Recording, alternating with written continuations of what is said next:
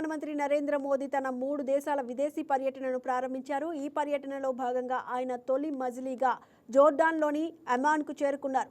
విమానాశ్రయంలో జోర్డాన్ ప్రధాని జాఫర్ హసన్ స్వయంగా మోదీకి స్వాగతం పలికి ప్రత్యేక గౌరవం కల్పించారు. ప్రధాని మోదీ తన పర్యటనలో భాగంగా జోర్డాన్ తర్వాత ఇథియోపియా, ఒమన్ దేశాలను సందర్శించనున్నారు.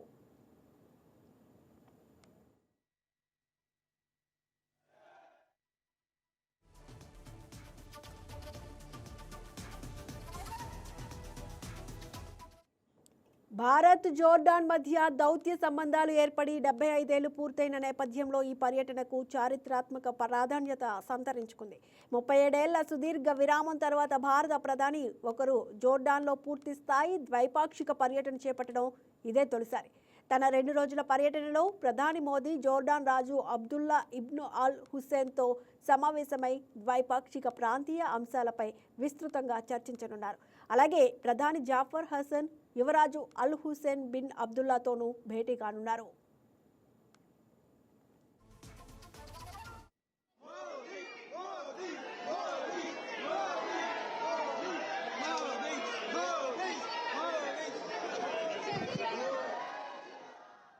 ఉగ్రవాదంపై పోరాటంలో ఇరు దేశాలు పరస్పరం సహకరించుకుంటున్నాయి. ఇటీవల జరిగిన పహల్గాం ఉగ్రదాడిని జోర్డాన్ రాజు తీవ్రంగా ఖండించారు.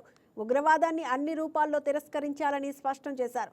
ఇరు దేశాల మధ్య వాణిజ్య సంబంధాలు కూడా బలంగా ఉన్నాయి. జోర్డాన్కు భారత్ 3వ అతిపెద్ద వాణిజ్య భాగస్వామి కాగా ద్వైపాక్షిక వాణిజ్యం $2.8 బిలియన్ ఉంది. ముఖ్యంగా భారతదేశానికి అవసరమైన ఫాస్ఫేట్, పొటాష్ వంటి ఎరువుల సరఫరాలో జోర్డాన్ కీలక పాత్ర పోషిస్తోంది.